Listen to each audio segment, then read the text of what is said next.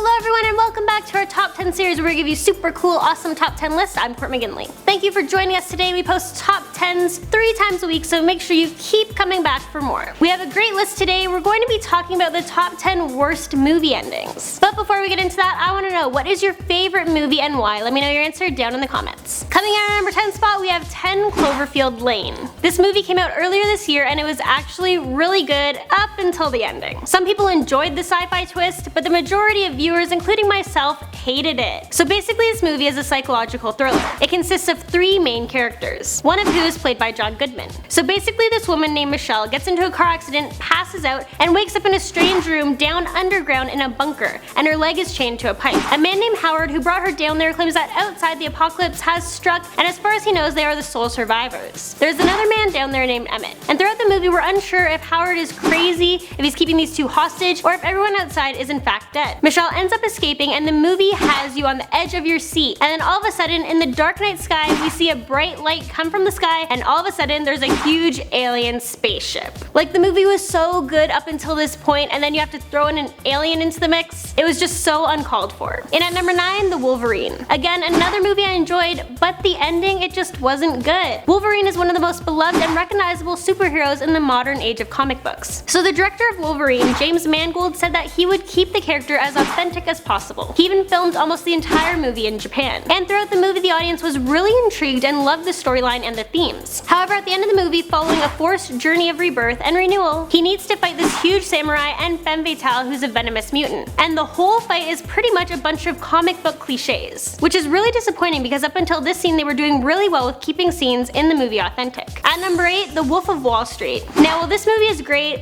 heck, it was nominated for 5 Oscars, a lot of people are just confused by the ending. In this movie we have Leonardo DiCaprio taking on the role of Jordan Belfort in this based off a true story film. In this movie we see Jordan, who's a penny stockbroker, spiral into corruption, infidelity, and drug addiction, all while running a multi-million-dollar company. In the end, Jordan ends up getting caught defrauding investors and he's arrested. However, he only spends 22 months in jail for this huge scam, and afterwards he's a motivational speaker. So basically he's guiding people and telling them the same things that got him sent to jail in the first place. So this tells us in the audience that he's basically learned nothing. And the fact that all this is based on a true story is pretty crazy. Moving on to number 7, Pay It Forward. This ending literally wrecked me. It was so devastating. Throughout this whole movie, we see this little cute 11-year-old boy named Trevor launch a goodwill movement for a school project known as Pay It Forward. So throughout the whole movie, he's just trying to do right by others and trying to get everyone to help one another. Then at the end of this movie, he sees his friend gang picked on by school bullies, so he goes to his defense. Soon after which he gets stabbed by one of the boys and he dies. So this little boy who ended up doing all this good just ends up dying in the end? Not impressed. And at number 6, Star Wars Return of the Jedi. I am sorry, Star Wars fans, I like this movie as much as the next person, but the end was just so weird. This was supposed to be one of the best Star Wars movies. Okay, so at the end of this movie we see Ewoks dancing and the rebellions hugging it out. Personally, I think the Ewoks are freaking adorable, so I didn't hate on this. But the annoying part was that people claim that George Lucas used the insertion of the Ewoks as a marketing strategy to try to increase prospective sales of Ewok memorabilia. A lot of the audience thought that these little guys were creepy and unnecessary, and they were not impressed with this ending. And at number 5, Indiana Jones and the Kingdom of the Crystal Skull. In this movie we have Indiana Jones returning from his latest adventure. He meets Mutt, played by Shia LaBeouf, who is a young man who wants to help Indy find the crystal skull of Akator. So the pair go to Peru. They search for the artifact, then the movie is coming to an end, and what happens? Well, when you can't think of a clever way to end a movie, then you just bring in the aliens. Another movie trumped by aliens. And the movies prior to this one were so great. You didn't need to resort to aliens in any of those, so why did you do it for this one? I just don't understand. Shia LaBeouf comes onto the scene and this is what happens. And at number 4, Grease. Another painful one to have on this list. This is one of my favorite movies, but the last few seconds of this movie were just ridiculous. John Travolta and Olivia Newton-John, why? That's right, if the last few seconds were just cut out of this movie, then this movie could have avoided this list. This whole movie is great, but towards the end it sends the wrong message. Basically saying that you need to change in order for someone to like you. They both transformed into what they thought the other one wanted them to be. But But that's not the worst part. Okay, so the movie's coming to an end. The two lovebirds go off into the car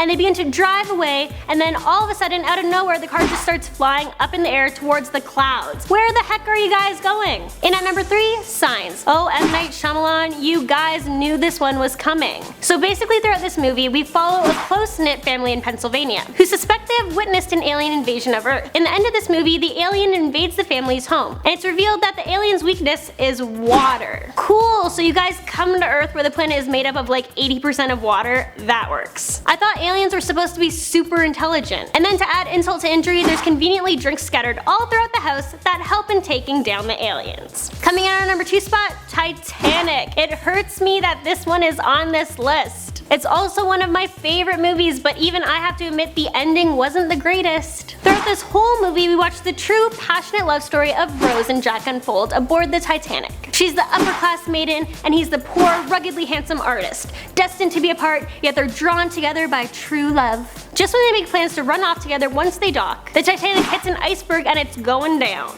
Once in the freezing cold water, Jack gets Rose on top of a broken door, and he's beside her, treading in the water. But we soon realize there's enough room on this door for both of them. Girl, make some room for your man, what are you doing? They easily could have both survived. But then just to make things worse, as if that wasn't bad enough, Rose grasps tightly onto Jack's hand and tells him, "I'll never let go." Rose then passes out from the cold and wakes up to find Jack has been frozen to death, and she lets go of his hand. Jeez, you can't trust anyone these days. Alright, we talked about some pretty bad endings, but coming out on number 1 spot we have Devil Inside. This movie's ending has got to be the most ridiculous thing ever. I mean, if you can even call it an ending. So basically throughout this movie we follow Isabella, who's filming a documentary about exorcism, in order to find out more about her mother who committed murders while being exorcised. At the end of this movie, Isabella ends up being possessed. She's in the car with her friend Michael, who she possesses, and then he drives the car into oncoming traffic. And after the car crash, the screen turns black. Everyone is on the edge of their seats waiting to see what happens next, and then we get hit with this. A title card informing us that the case is still unsolved. And for more information about this ongoing investigation, we should visit this website.